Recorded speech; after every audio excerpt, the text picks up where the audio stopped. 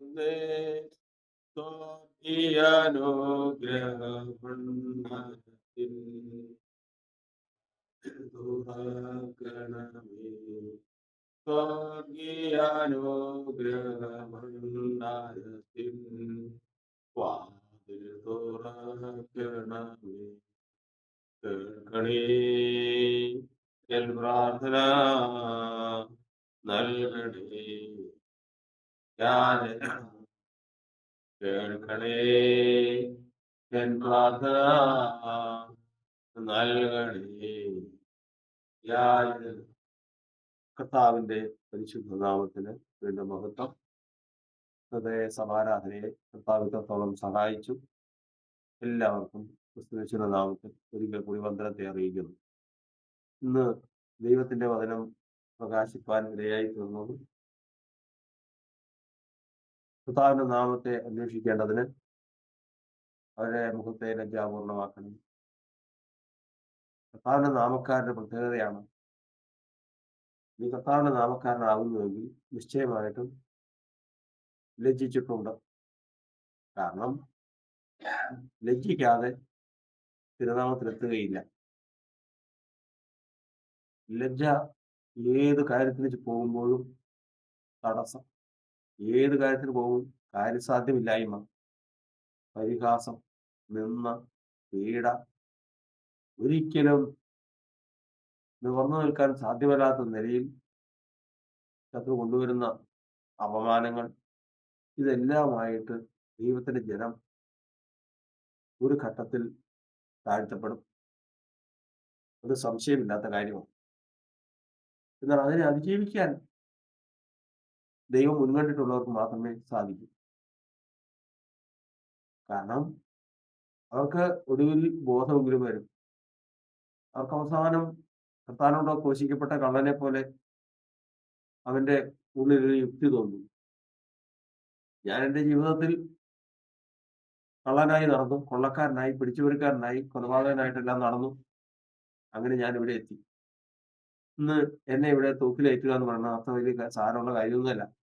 കാരണം എൻ്റെ പ്രവൃത്തികളും എൻ്റെ ജീവിതമായിട്ട് പരിശോധിച്ചു കഴിഞ്ഞാൽ ഞാൻ ഈ ശിക്ഷ അനുഭവിക്കുന്നതിന് വലിയ അതിശയമൊന്നുമില്ല.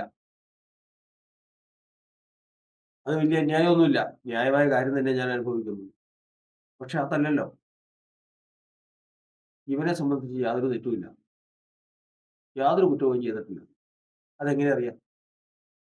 ആദ്യമായിട്ട് ക്രൂശിൽ കയറിയപ്പോഴാണോ യേശുവിനെ കാണുന്നത്?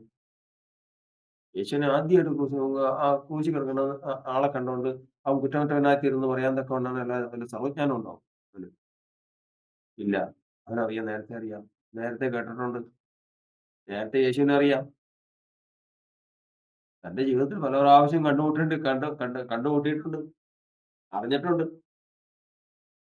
പക്ഷെ അതിലേക്ക് അടുത്ത് കഴിഞ്ഞാൽ മുമ്പോട്ട് പോക്ക് നടക്കില്ല, തന്റെ കയ്യിലിരിപ്പ് നടക്കില്ല. അങ്ങനെ കാര്യങ്ങളൊക്കെ സത്യാവസ്ഥയൊക്കെ അറിയാം. പക്ഷെ തൽക്കാലത്തെ കാര്യം നടക്കാൻ വേണ്ടിയിട്ട് അന്ന് അതൊക്കെ വിട്ടിട്ട് പോയതാ.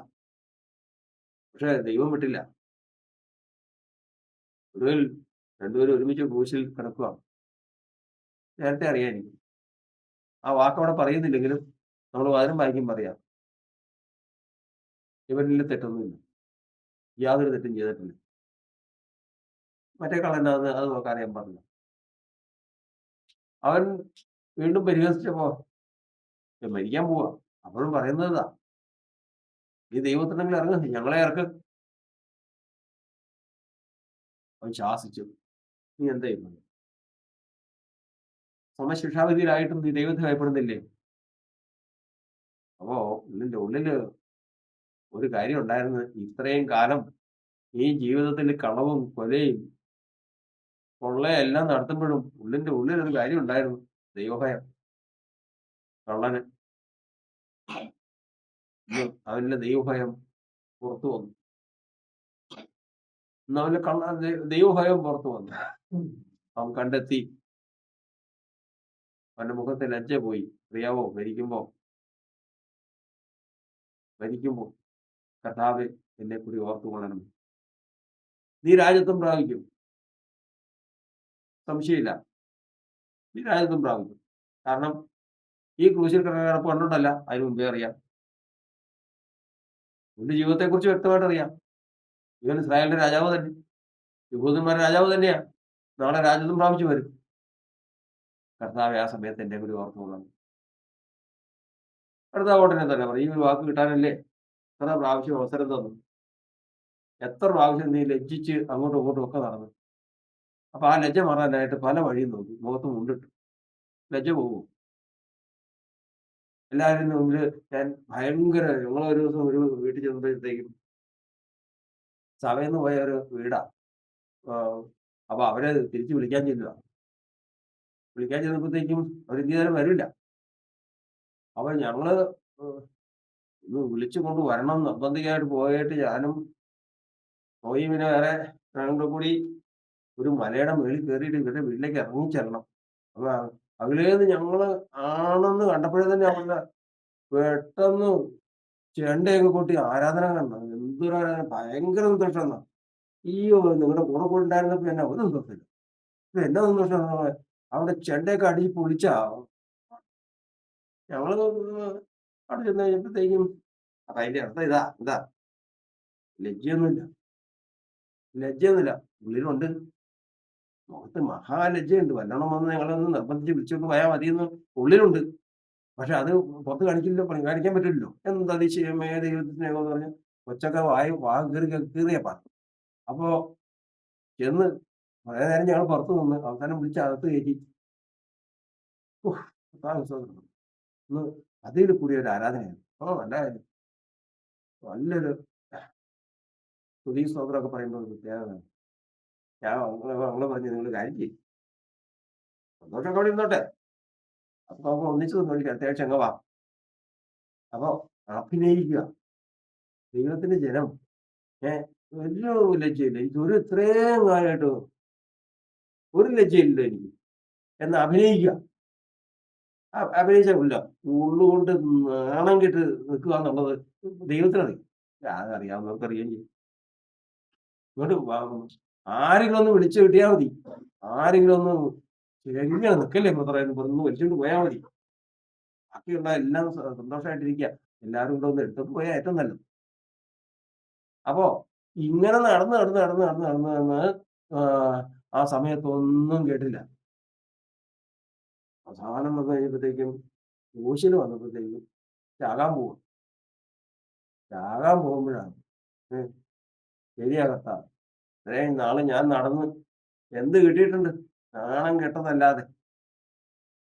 എന്നെ ഓർക്കണമേ. ഞാൻ എന്തിനുണ്ടെന്ന് നിനക്കറിയാം. മതി. ഇതൊന്നും നേരത്തെ പറഞ്ഞാൽ മതിയായിരുന്നല്ലോ. അന്ന് ആ വരുമ്പോഴത്തേക്കും ഭയങ്കര സന്തോഷാന്ന് പറഞ്ഞ് നടന്ന കാര്യം ഉണ്ടായിരുന്നോ? ഒരു കാര്യമില്ലായിരുന്നു. അന്നൊരു വാക്ക് പറഞ്ഞാൽ മതിയായിരുന്നു, കർത്താവേ തെറ്റിപ്പോയി എന്നൊരു വാക്ക് പറഞ്ഞാൽ മതിയായിരുന്നു. അന്നേ വിളിച്ചു കൂട്ടിയായിരുന്നു. സാധിച്ചില്ല. നീ ഒരു കാര്യം പേടിക്കൊന്നും വേണ്ട. നീ ഇന്ന് നാളെയല്ല ഇന്ന് എന്നോട് കൂടെ പർദീസയിൽ ഇരിക്കും. യ്യോ! അവന്റെ മുഖം കാണണം. അവന്റെ മുഖം ഏഹ് എന്നോട് എത്ര പോയോ? ആ ലജ്ജയൊക്കെ പോയി. ഇതൊക്കെ പോയി. പണ്ടേ ഈ മുഖം എന്നേ ഇത് കിട്ടാമായി. കയ്യിലിരിപ്പല്ലേ കയ്യിലിരിപ്പല്ലേ. ഇന്നിപ്പോ ചാകാൻ നേരത്ത് കിട്ടി. മതി. കർത്താവിന്റെ ജനം കർത്താവിന്റെ ജനം അപമാനത്തിൽ മരിക്കാൻ സമ്മതിക്കില്ല ദൈവം. അവൻ ലജ്ജിതനാ. അവന്റെ അതിന് പറയുന്നത് യാക്കോബ് പറയുന്ന പോലെ ഞാൻ എന്റെ മകന്റെ അടുക്കൽ ദുഃഖത്തോടെ പാതാളത്തിലേക്ക് ഇറങ്ങും. കർത്താവ് സമ്മതിക്കണ്ടേ? കർത്താവ് സമ്മതിക്കണ്ടേ? കർത്താവ് സമ്മതിക്കണമെങ്കിൽ അതിന് അതിൻ്റെതായ ചില വ്യവസ്ഥകളുണ്ട്. എന്നാ ഒരുത്തൻ അവൻ ആരോടാ ഈ ഗുസ്തി പിടിക്കണമെന്നുള്ളത് ഇന്ന് വരെയും നോക്കിയിട്ടില്ല. കാര്യം സാധിക്കാതെ വന്നപ്പോ തന്നെ ഭാര്യ വരെ പറഞ്ഞതാ. അവനൊരു യഹൂദ വംശക്കാരനാണെങ്കിൽ ഹാമാനെ നീ ജയിക്കില്ല. ഭാര്യ പറയണേ. അവന്റെ മുമ്പിൽ നീ തോറ്റു പോവുള്ളൂ. അതല്ല ഈ യഹൂദന്റെ പ്രത്യേകത. യഹൂദനൊരു ദൈവമുണ്ട്. അതാരാ? യഹോവ. ആഹാ. സമുദ്രത്തിലെ വെള്ളത്തെ വിളിച്ച് ഭൂതലത്തിൽ പകരുന്നവൻ, ഭൂമിയുടെ ഉന്നതികളിൽ മേൽ നിറകൊള്ളുന്നവൻ, കാറ്റിനെയും കടലിനെയും സൃഷ്ടിച്ചവൻ, മനുഷ്യനോട് അവന്റെ നിരൂപണം ഇന്നതെന്ന് അറിയിക്കുന്നവൻ, യഹോവ എന്ന നാമമുള്ള ഒരുവൻ മാത്രം സർവഭൂമിക്കും രാജാവാകുന്നു. അവൻ തന്നെയാവുന്ന ഏകത്വ ദൈവം. അവന്റെ നാമത്തെ അയ്യോ! ഇതൊന്നും ഇനി അത്രയ്ക്കൊന്നും സമയമില്ലല്ലോ. കാരണം വെച്ച് കഴിഞ്ഞാൽ എങ്ങനെയെങ്കിലും അവനെ തട്ടണമെന്നുള്ളതല്ലേ. എങ്ങനെയെങ്കിലും മൊർദെഖായിയെ തൂക്കണമെന്നുള്ളതാ. ആ ഒരൊറ്റ ലക്ഷ്യത്തില് അദ്ദേഹത്തിന് തന്നെ അന്ന് മൊർദെഖായിയുടെ മുമ്പില് അവന് വേണ്ടിയിട്ട് ആഹ് രാജാവ് ബഹുമാനിക്കാൻ ഉദ്ദേശിക്കുന്നവനെ ഇങ്ങനെ ചെയ്യും എന്നൊക്കെ പറഞ്ഞ് ഹാമാൻ നടക്കേണ്ടി വന്നു. വൈകുന്നേരമായപ്പോഴത്തേക്കും തിരിച്ചു വന്നപ്പോഴത്തേക്കും ആളുകളുടെ മുമ്പിൽ കൂടെ നാണം കെട്ട് പോയി. എന്തൊരു കഷ്ടമാണെന്ന് പറഞ്ഞു. തിരിച്ചു വന്ന് അവൻ എന്ത് ചെയ്തു പോയെന്നോ? തലയിൽ മുണ്ടിട്ട് വന്നു. ആ വാക്ക് ശ്രദ്ധിച്ചോ? ലജ്ജ എങ്ങനെ മറയ്ക്കും? ലജ്ജ മറയ്ക്കാൻ വേറെ കാര്യം പറഞ്ഞില്ല. അവന്റെ ആരാധനയ്ക്ക് രണ്ടാഴ്ച വരാതെ ഇരുന്നപ്പോഴത്തേക്കും ഭയങ്കര സന്തോഷമാന്ന് പറഞ്ഞു. മുഖത്തെ ലജ്ജയൊന്നും ഇല്ലെന്ന് പറഞ്ഞ് ആരാധിച്ച് മറയ്ക്കുക. പാട്ടുപാടി മറയ്ക്കുക. ഇതങ്ങനെയല്ല. തുണിയിട്ട് മറയ്ക്കും. ലജ്ജിതനായിട്ട് പോയി. അപ്പോഴും അന്വേഷിക്കാം. ഇപ്പോഴും അന്വേഷിക്കാം. അയ്യോ തെറ്റിപ്പോയി. മൊർദെഖായിയെ തെറ്റിപ്പോയി. ഞാൻ ഇത് ആരോടാ കളിക്കണേ? എന്താ ചെയ്യണേന്ന് എനിക്കറിവില്ലായിരുന്നു. ഒരു ഒറ്റ വാക്ക് പറഞ്ഞാൽ മതി. അടുത്ത ദിവസം വീണ്ടും രാജവിരുന്നിന് പോയേക്കുവാ. അവിടെ വെച്ചാണ് എസ്ഥർ ഒരൊറ്റ വാക്കാണ്. ആ നീചനും, ആ വംശത്തെ ഇല്ലാതാക്കാൻ ശ്രമിച്ചവനും ഈ ദുഷ്ടനായ ഹാമാൻ ഒരൊറ്റ രൂപം വന്ദിച്ചുപോയി. അയ്യോ! രാജാവ് ക്ഷോഭിച്ച് ഉദ്യാനത്തിലേക്ക് പോയി. ജീവൻ അപകടത്തിലായി. രാജ്ഞിയുടെ മുമ്പിൽ വീണു. വല്ല കാര്യമുണ്ടോ? എന്താവശ്യം? എന്താവശ്യം? ഇപ്പോഴും അവൻ ഇതിന് തയ്യാറില്ല. ഇതിന് തയ്യാറില്ല. തിരുനാമത്തെ അന്വേഷിക്കാൻ തയ്യാറില്ല. കാരണം അത് അറിവില്ല അവന്. തിരുനാമത്തെ അന്വേഷിച്ചാൽ ഈ പ്രശ്നം തീരുമെന്നുള്ളത് അവനറിയില്ല. രാജ്ഞിയുടെ മുമ്പിൽ ഇത് ജീവന് വേണ്ടി എന്നെ ജീവനെ കൊല്ലല്ലേ എന്ന് പറയാനായിട്ട് കിടന്നു. രാജാവ് വന്നു. സംഭവം ഉം, നോക്കി നിൽക്കുമ്പോ തന്നെ രാജാവ് ഒരു ചോദ്യം ചോദിച്ചു. ഇവനെന്താ രാജ്ഞിയുടെ രാജ്ഞീനെ ബലാത്കാരം ചെയ്യോ? എന്നൊരു വാക്ക് ചോദിച്ചപ്പോൾ തന്നെ പണ്ട് ഇത് ഉള്ള പോലെ ഇതിനൊക്കെ ഉറയിടണ പോലെ ഒരു ഉറ നേരെ തലയുടെ കൊട്ടം കിട്ടും. കഴുത്തിനൊരു കുറുക്ക് കിട്ടും. തൂക്കിക്കൊല്ലാൻ കൊണ്ടുപോകുന്നു. ആ മുഖം അങ്ങോട്ടും പോയി. ഇനിയിപ്പോ ലജ്ജിച്ചിട്ടും കാര്യമില്ല. ഇനി മുഖം നല്ലതായി പ്രകാശിച്ചിട്ടും കാര്യമില്ല. ഒന്നും കാര്യമില്ല. ആരും കാണാനില്ല. അവസാനിക്കുകയല്ല. അതായത് കർത്താവിന്റെ നാമത്തെ അന്വേഷിക്കാനുള്ള എല്ലാ വഴികളും അടഞ്ഞു. ഇത്ര കാലമായി ഈ സഭയിൽ നിന്നും കൂട്ടായ്മയിൽ നിന്നും അകന്നും പോയി. അനേകം നാള് ലജ്ജിച്ച് എങ്ങുമെത്താതെ പോയതിനു ശേഷം മടങ്ങി വരും എന്ന് പ്രതീക്ഷിച്ചിരുന്നതിന് ശേഷം ആരെങ്കിലും എടുത്ത് തൂക്കിക്കൊണ്ട് പോകും എന്ന് വിചാരിച്ചിരുന്നിട്ട് നശിച്ചു പോയത് എത്ര ഉണ്ടെന്നറിയാമോ?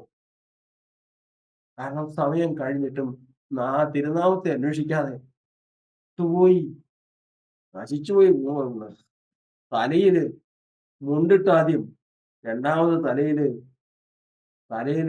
ആവാനല്ല മുണ്ടിട്ടത്, ഉറയിട്ടത്, മുഖംമൂടിയിട്ടത് സേവകരാ. കൊണ്ടുപോകുന്നത് കഴുവരത്തിലേക്കാ. കൊണ്ടുപോയി തൂക്കിക്കളഞ്ഞു. അവന്റെ മുഖം അവന്റെ മുഖം ലജ്ജിതനായി ലജ്ജയോട് കൂടി പാതാളത്തിലേക്ക് ഇറങ്ങി. ദുഷ്ടന്മാർ ലജ്ജിച്ച് പാതാളത്തിൽ ഇന്നും വചനപ്രകാരം ഇന്നും ഹാമാൻ ചെയ്തിരിക്കുന്നു. ഹാമാൻ പാതാളത്തിൽ ദുഃഖിച്ച് മൗനമായിരുന്നു. സ്തോത്രം. അങ്ങനെയല്ല ദൈവം കണ്ട ദൈവത്തിന്റെ പൈതൽ. ദൈവം കണ്ട ദൈവത്തിന്റെ പൈതൽ. ഇന്ന് ഇത് ഈ വചനം ശ്രദ്ധയോടെ കേട്ടതല്ലേ? ഇന്ന് ഇവിടെ അടുത്തിരിക്കുന്നവരോ അകലെയിരിക്കുന്നവരോ ആയ എല്ലാവർക്കും താൻ നാമക്കാരാണോ? എന്റെ അടുത്തുണ്ട്. ഒരു ചരിത്രം ഈ ഒരു ഏറ്റവും ചുരുങ്ങിയത് ഒരു ചരിത്രമെങ്കിലും ഉണ്ട്.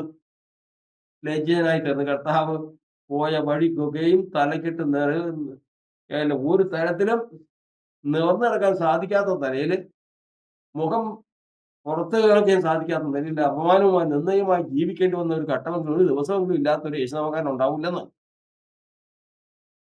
ആവില്ല. പക്ഷെ അതിനാൽ അത് മറയ്ക്കാനല്ല. പിന്നെയോ? പിന്നെ അങ്ങനെയൊന്നുമില്ല. ഞാൻ ഇത് ഇച്ചിരി പുളി കൂടിയ ഇച്ചിരി ജ്യൂസ് കുടിച്ചു. അതാ മുഖം അങ്ങനെ ഇരിക്കുന്നെ. അല്ലാതെ ഇത് അതൊന്നുമല്ല. ചമ്മലൊന്നുമല്ല.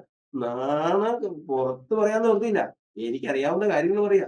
ഞാൻ ഈ പറഞ്ഞ 30 അടുത്തുള്ള ഒരാളുടെ വീട്ടിൽ പോയതും അവിടെ ചെണ്ടുകൊട്ട് ആരാധിക്കുന്നത് കാണുന്ന വ്യാജം പറഞ്ഞതൊന്നുമല്ല. അവരൊക്കെ ഇതൊക്കെ അനുഭവമാ. കാരണം ച ചമ്മി പോകുന്നതും നാണിച്ചു പോകുന്നതും നിന്ദിച്ചു പോകുന്നതെല്ലാം മുഖത്ത് മറയ്ക്കാൻ ശ്രമിക്കുക. എന്ത് കാര്യം? എന്ത് കാര്യം? ഉടയവനാണ് അത് തന്നിരിക്കുന്നതെങ്കിൽ ഉടയവനോട് തന്നെ പറഞ്ഞാൽ മതി. ഉടയവനോട് പറഞ്ഞാൽ മതി. ഉടയവൻ അതങ്ങ് മാറ്റും. ഉടയവൻ അതങ്ങ് മാറ്റി എങ്ങനെ ഇരിക്കുമെന്ന് അറിയാമോ? കർത്താവിന് സ്തോത്രം. ദൈവത്തിന്റെ വചനം പറയുന്നത്. ദൈവത്തിന് പറയുന്നത് ആ കള്ളന്റെ കാര്യം പറഞ്ഞതുപോലെ ഒറ്റ വാക്ക് കേട്ടും ഒരൊറ്റ വചനം. ആ ഒരൊറ്റ വചനത്താൽ ഇനി മരിച്ചാലെന്താ? ഇനി മരിച്ചാലെന്താ? ഇന്ന് ഞാൻ എവിടെ ഇരിക്കാൻ പോകുന്നതെന്നറിയാമോ? പറുദീസയിൽ എന്റെ കർത്താവ് ഇരിക്കുമെന്നുള്ള വാക്കാ എനിക്ക് കിട്ടിയിരിക്കുന്നത്. അതാ ദൈവത്തിന്റെ പൈതൽ ലജ്ജിതനായി തീർന്നാൽ, നിന്ദിതനായി തീർന്നാൽ അവൻ അന്വേഷിക്കും, അന്വേഷിക്കുന്നവൻ കണ്ടെത്തുകയും ചെയ്യും. മറ്റവൻ അന്വേഷിച്ചു. എങ്ങനെ? നീ ദൈവപുത്രനാണെങ്കിൽ എന്നെയും കൂടി ഇറക്ക്. നമുക്ക് ഒന്നിച്ച് ഇറങ്ങാം. ഇനിയുണ്ട് ഒരുപാട് പരിപാടിയുണ്ട്. കാരണം ഈ കൊള്ളയ്ക്ക് പോകുന്നവര് ജയിലിൽ കിടക്കുമ്പോഴാ പരിപാടി തയ്യാറാക്കുന്നതെന്നാ പറയുന്നത്. അവിടെ കിടന്നോണ്ടാ പരിപാടികളെല്ലാം പിന്നെ എടുത്ത് പോകണം, അങ്ങനെ പോകണം എന്നുള്ളത് എന്ന് പറയുന്ന പോലെ ഇപ്പൊ ക്രൂശിൽ കിടക്കുക. നീ ഇറങ്ങിക്കഴിഞ്ഞാൽ ഇത് നല്ല ഒന്നാം തരം സ്ഥലത്ത് ഒന്ന് ഒത്തു നിന്നാ മതി. നീ ആണെങ്കിൽ ഒരുപാട് പരിപാടികളൊക്കെ കാണിക്കുന്നതാ, അത്ഭുതങ്ങളൊക്കെ കാണിക്കുന്നതാ. ഒത്തു നിന്ന് കഴിഞ്ഞാൽ നമുക്ക് വെറുതെ ഇങ്ങനെയാണ് കഷ്ടപ്പെടേണ്ട കാര്യമില്ല. ഈ പറഞ്ഞ കാര്യങ്ങളുമായിട്ട് അവൻ ലജ്ജിതനായിട്ട് നശിച്ചു പോയി, പ്രാണം വിട്ടുപോയി. ഇവനോ വാക്ക് കേട്ടിരിക്കുന്ന വാക്കെന്നറിയാമോ? ആ വാക്കെന്ന് പറഞ്ഞ ചെറിയ വാക്കല്ല, ഇന്നാണ്, നാളത്തേക്കല്ല. പിന്നെയോ ഇന്ന് അവനോട് കൂടെ ഞങ്ങൾ ഒരുമിച്ച് പർദീസയിലിരിക്കും. ആരോടാ പറഞ്ഞത്? ആരാ പറഞ്ഞത്? കർത്താവിൻ സ്തോത്രം. എന്തിനാ പറഞ്ഞത്? എത്രയോ നേരത്തെ പറയാമായിരുന്നു. എത്രയോ നേരത്തെ പറഞ്ഞതാ. എത്രയോ നേരത്തെ കേൾക്കാമായിരുന്നു. എത്രയോ നേരത്തെ കേട്ടതാ. പക്ഷേ മനസ്സിലാക്കിയില്ല. ഇന്ന് ദൈവത്തിന്റെ സാമീപ്യ കർത്താവ് തന്ന ആലോചനയ്ക്ക് എല്ലാ എല്ലാ നിർദ്ദേശങ്ങൾക്കുമായി ഞാൻ കർത്താവിനെ സ്തുതിക്കുന്നു. ഇത് ഒരാളുടെ കാര്യമല്ല. കർത്താവിന്റെ നാമത്തിൽ ആര് കടന്നു വന്നിട്ടുണ്ടോ, ആരെല്ലാം കടന്നു വരാൻ ഉദ്ദേശിച്ചിട്ടുണ്ടോ, അവർക്കൊക്കെയും ബാധകമാണ്. നമ്മളിപ്പോ വായിച്ചു കേട്ട സംഗീതത്തിൽ ആരെയൊക്കെ ഉദ്ദേശിച്ചാണെന്നറിയാമോ? അവരുടെ തിരുനാമത്തെ അന്വേഷിക്കുന്നത് അവരുടെ മുഖത്തെ ലജ്ജാപൂർണ്ണമാക്കണമെന്ന് ആരെക്കുറിച്ചാ പറയണെന്നറിയാം? ആരെക്കുറിച്ചാ? ആഗാര്യര്, ഏദോമ്യര്, ഇസ്മായേല്യര്, ആ കിടക്കണ സകല കൂട്ടമുണ്ട്. അറബികൾ എല്ലാവരും അവരെല്ലാവരുടെ കുറിച്ചാ പറയുന്നത്. കാരണം എന്നറിയാമോ? മൊത്തത്തിൽ അങ്ങ് ലജ്ജാപൂർണ്ണമാക്കി ആക്കുമ്പോ അതിനകത്ത് നിന്ന് ഒരെണ്ണം, ആ കൂട്ടത്തിൽ നിന്ന് ഒരെണ്ണം ദൈവത്തിനുള്ളതുണ്ടെങ്കിൽ ഒരു നാമത്തെ അന്വേഷിക്കും. അതിൽ നിന്ന് തന്റെ ജനത്തെ വേർതിരിക്കുന്ന വിദ്യയാണ് അവിടെ എഴുതിയിരിക്കുന്നത്. നീ ഇരിക്കുന്ന ദൈവത്തിന്റെ ജനമായി, ഇന്ന് നമ്മൾ ആരാധനയ്ക്കായി കൂടുന്ന ദൈവത്തിന്റെ ജനമായി നമ്മൾ ആയിരിക്കുന്നല്ലോ. എത്രയോ പ്രാവശ്യം നമ്മൾ ലജ്ജിച്ചു പോയതാ. എത്ര പ്രാവശ്യം മനുഷ്യർ നമ്മെ പരിഹസിച്ചതാ. നമ്മുടെ മുഖം ലജ്ജാപൂർണ്ണമായതിനോ. പക്ഷേ നശിച്ചു പോകാൻ കർത്താവ് സമ്മതിക്കാതെ ഇവിടം വരെ എത്തിച്ചില്ലേ? കർത്താവിന്റെ സ്തോത്രം. ഓർത്തുകൊള്ളുക, തിരുനാമത്തെ മുറുകെ പിടിക്കുന്നിടത്തോളം നമ്മുടെ മുഖം പ്രകാശിക്കും. തിരുനാമത്തിൽ നിന്ന് എത്രമാത്രം അകലുന്നുവോ അത്രമാത്രം നാം ലജ്ജിച്ചിരിക്കുമെന്ന് ഇന്ന് മനസ്സിലാക്കിക്കൊള്ളുക.